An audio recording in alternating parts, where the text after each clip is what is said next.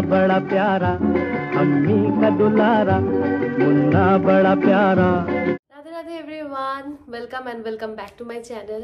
তো আজকে আমাকে দেখে একটু হলেও মনে হচ্ছে ফ্রেশ লাগছে, আর আমি নিজেও ফ্রেশ ফিল করছি।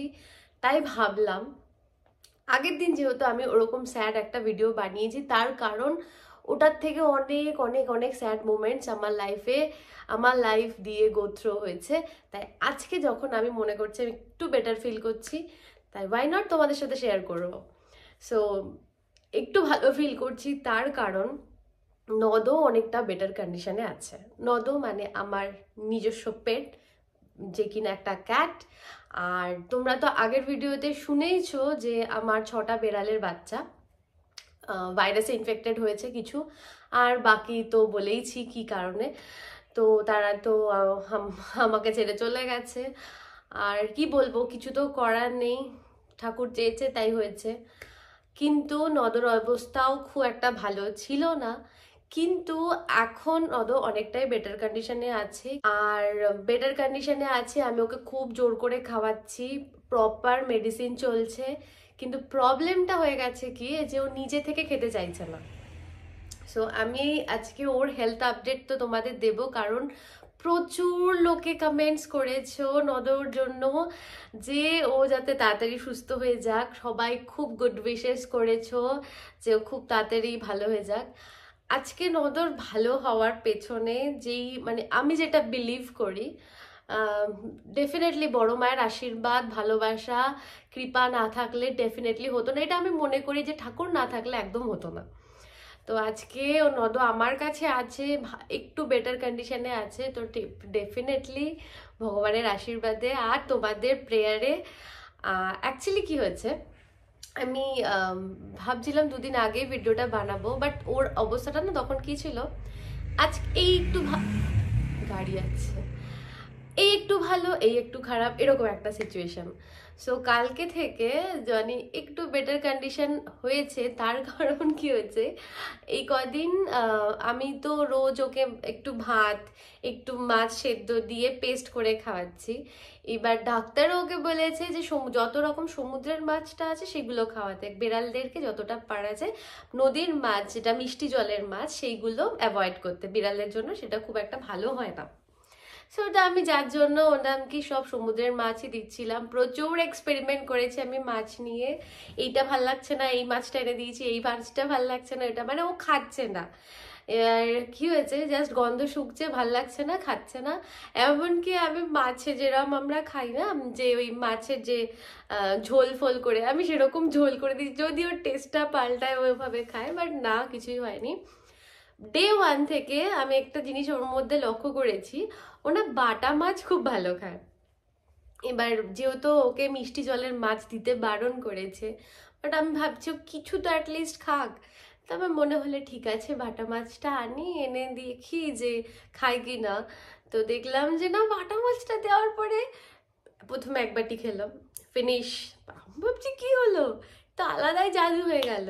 তারপর দেখি সেকেন্ড বাটি ফিনিশ, থার্ড বাটি ফিনিশ। এবার আমি বললাম না, যেহেতু ও খাচ্ছে না, এতটা ও খাচ্ছে আর আমিও আনন্দ পেয়ে ওকে দিচ্ছি যে না ঠিক আছে ও খাচ্ছে, দিয়ে দিই, বাট সেটা ওর হেলথের জন্য আরও এফেক্ট পড়বে। বললাম থাক, তুই 3 বাটি খেয়েছিস মানে আমার মানে ভগবানের কাছে অশেষ কৃপা যে তুই এতদিন পরে at least 18 to 90 days, 18 to 19 days পরে ও গিয়ে একা একা একটু খাবারও খেয়েছে। ঠিক আছে, তো সেটা আমার জন্য খুবই মানে আনন্দের একটা জিনিস। তাই আমি ভাবলাম যে আমি বুঝতে পারছি আমি কতটা এক্সাইটেড নদকে নিয়ে, বাট ওর কন্ডিশন এখনো অতটাও বেটার কন্ডিশনে আসেনি। তার কারণ ওকে আমি যে অ্যাকচুয়ালি বেড়ালরা যেভাবে খায় ও সেভাবে তো খাচ্ছে না। আমি ওকে এইটুখানি ভাত, এইটুখানি মাছ সেদ্ধ জল দিয়ে মিক্সিতে পেস্ট করে ইঞ্জেকশন দিয়ে খাওয়াচ্ছি, ঠিক আছে। আর বাকি কত রকমের মেডিসিন হতে পারে তোমাদের কোনো আইডিয়া নেই। এই সব জিনিসগুলো ও কনজিউম করছে, মানে আমার মনে হয় এইগুলো এতটা মেডিসিন পড়াটাও ঠিক না, বাট হ্যাঁ তার মধ্যে থেকে অনেকগুলো মেডিসিন এখন এই মুহূর্তে অনেক বন্ধ আছে।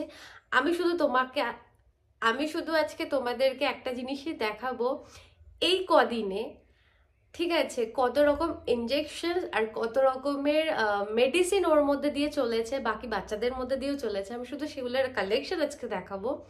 আর আমার বাড়িতে আমাদের জন্য এত মেডিসিনস নেই যেইগুলো নদর জন্য চলেছিল। আমি জাস্ট তোমাদের এখন দেখাবো, আর পরে আমি তোমাদেরকে নদকেও দেখাবো যে ওই মুহূর্তেও কেমন আছে, ওকে আমি কিভাবে খাওয়াচ্ছি, সবকিছু আমি তোমাদের সাথে শেয়ার করব। তো চলো দেখে নাও আগে যে ও কি কি মেডিসিন ওর মধ্যে দিয়ে চলছে। সো এই হচ্ছে সব মেডিসিনসগুলো। এর মধ্যে থেকে প্রচুর মেডিসিন যেগুলো অ্যান্টিবায়োটিক ছিল সেগুলো নষ্ট হয়ে গেছে, তো আমি ফেলে দিয়েছি। আর আরও যে এত ওষুধ ছিল আমি ভাবনা চিন্তার বাইরে। এই ইঞ্জেকশনগুলো পরে যে ডক্টর চেঞ্জ করেছিল সেইগুলো, এই ইঞ্জেকশনগুলো, এই দুটো ইঞ্জেকশন যেটা অলওয়েজ ফ্রিজে রাখতে বলেছে। আর এই ইঞ্জেকশনটা না হলে নদ বাঁচতই না। এটার কস্ট 1600 ছিল, মানে জাস্ট 2 ml মতো পুশ হয়েছে এটার মধ্যে এই ইঞ্জেকশনটা। আর তাতেই নদ মনে হয়েছিল যে আস্তে আস্তে রিকভার করছে, আর পরের দিনই অনেকটাই রিকভার করে গেছিল। স্ক্রিনে দেখতে পাচ্ছ যে দেখো নদর রেকট্রাম দিয়ে ব্লাড অলওয়েজ পড়ছিল। তো সেক্ষেত্রে আমরা প্রচুর চেষ্টা করেছিলাম যে ব্লাডটাকে আটকানোর জন্য, বাট অনেকটা টাইম নিয়ে গেছিলো, আর যার জন্য নদর বডিতে প্রচুর ব্লাডের ডেফিসিয়েন্সি হয়ে গেছিলো। আর ওর বডিতে কিন্তু এখনো অনেক ব্লাডের ডেফিসিয়েন্সি আছে। আর ব্লাডের জন্য আমরা যেই ওষুধটা ডক্টর সাজেস্ট করেছিল আমাদেরকে, সেই ওষুধটা আমরা কোনোভাবেই পাইনি। তো রানাঘাটের মতো জায়গায় সত্যি কথা বলতে প্রচুর ফেসিলিটিস থাকলেও অনেক ফেসিলিটিস নেই। স্পেশালি পেটদের ওষুধ বলো, ডক্টরস বলো, আর কারোর যদি কোনো বাচ্চার, মানে বাচ্চা বলতে অ্যানিমাল বাচ্চা, তাদের যদি অক্সিজেন দরকার পড়ে, ব্লাড দরকার পড়ে, সেগুলো কিচ্ছু নেই। আর সব থেকে বড় কথা, ইম্পর্টেন্ট মেডিসিন যেগুলো কোনোভাবেই মানে পসিবল হয়নি যে আমি রানাঘাটের মতো যে কোনো জায়গা থেকে, রানাঘাটের তো প্রচুর ফার্মেসি আছে, তো সেখান থেকে আমি কোনোভাবেই সেই মেডিসিনগুলোকে অ্যারেঞ্জ করতে পারিনি, কারণ নেই। এটা আমাদের কাছে খুবই মানে একটা মানে যাচ্ছে তাই ব্যাপার যে এত বড় একটা জায়গায় আমরা একটা ছোট মেডিসিন পাই না। আর তারপরে সব থেকে বড় প্রবলেম যেটা হয়েছে, একটা মেডিসিনকে অর্ডার করলে সেটা 3-4 দিন পর গিয়ে আসছে।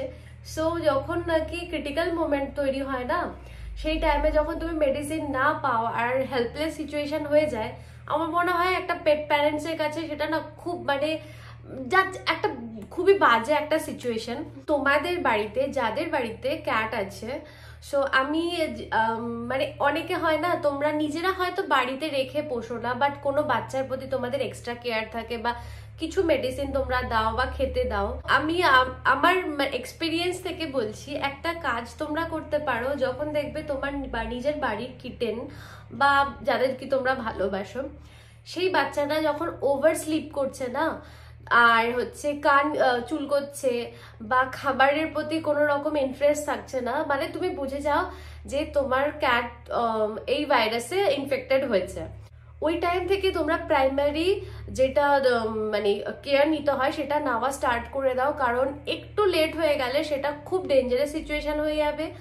আর তোমার ক্যাটের লাইফ রিস্কেরও একটা চান্সেস থাকে, একটা না ভীষণ বড় একটা ক্যাটের ভীষণ বড় একটা লাইফ রিস্কের একটা চান্স থেকে যায়।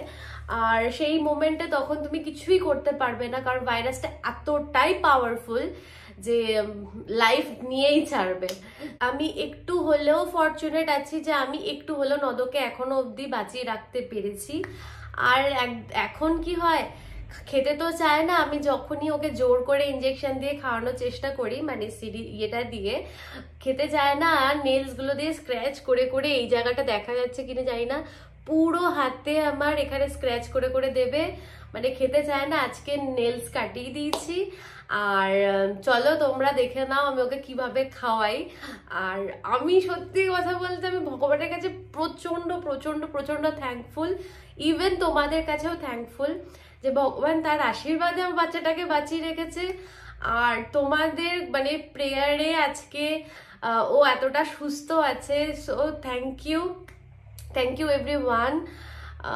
আমার আর কিছু বলার নেই, মানে আমি খুব খুশি যে ও এখন আগের থেকে অনেকটা বেটার আছে। সো হোপফুলি নেক্সট ডেজ গুলোতে আরো বেটার হবে। আমি চাই ও যেমন যখন আগে হতো না যে আমি চাই সেই দিনটা খুব তাড়াতাড়ি আসুক, যখন ওকে খাবার দেওয়ার পরে ও ঘরে এসে মাছ চুরি করে নিয়ে চলে গেছে। সো আমি খুব তাড়াতাড়ি চাই যে ও তাড়াতাড়ি আবার ওর চোরের মতো এসে মাছ চুরি করে নিয়ে খেয়ে যা, কিচেন স্ল্যাবে উঠে সব তছনছ করে দিই। আমি আমার সেই চার্মিং নদকে চাই।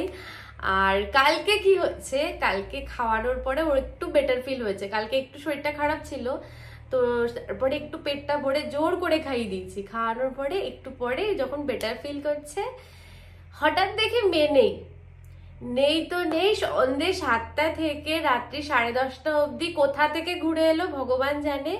এসে আমি তো পুরো জায়গা খুঁজছি, গেল কোথায়। সারা জায়গা ঘুরে এসে তারপর আবার বাড়িতে এসে আমার পাশে এসে দেখি বসলো। আমি তো একটু বকলাম যে কোথায় গেছিলি, তারপর দেখলাম কিছু বললো না, মাথাটা আমার জাস্ট পায়ে নামিয়ে দিল, যে মানে এবার একটু খিদে পেয়েছে বা এবার একটু দরকার কিছু। তো যাই হোক, দেখো এবার কি করে আমি ওকে খাওয়াই, চলো।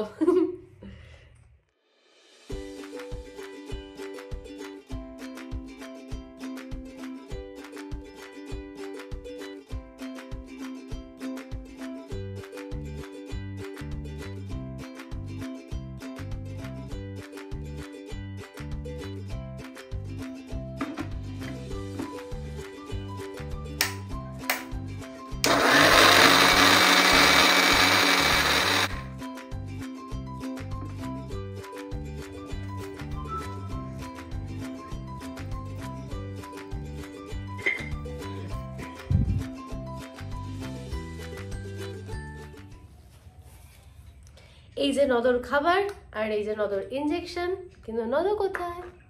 বাবু আসো, আসো মা আসো। এই যে বেবিটা, এই বেবিটা খেতে হবে। সবাই দেখো, সবাই তোমার জন্য প্রে করেছে। একটু তাকাও, যেটা তাকাও, যে তাকাও, এই যে বাবা তাকাও, সোনা মেয়ে। তাই তো, তাই তো, তাড়াতাড়ি মাছ চুরি করে খেতে হবে তো। সবাইকে বলে দাও থ্যাংক ইউ, থ্যাংক ইউ। এই যে ওই যে মা, এই যে মা, এই যে মা, এই যে থ্যাংক ইউ। চলো, এই যে এই রকম করে ওকে শুয়ে নিতে হয় ফার্স্টে। একদম তো বাচ্চাই, তো বাচ্চাই এটা দিয়ে এভাবে পুশ করে দাঁড়াও।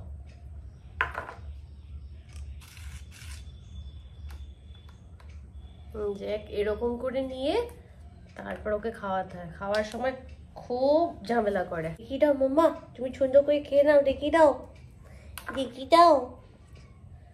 এই যে আগর আগর, এই যে খাবে না,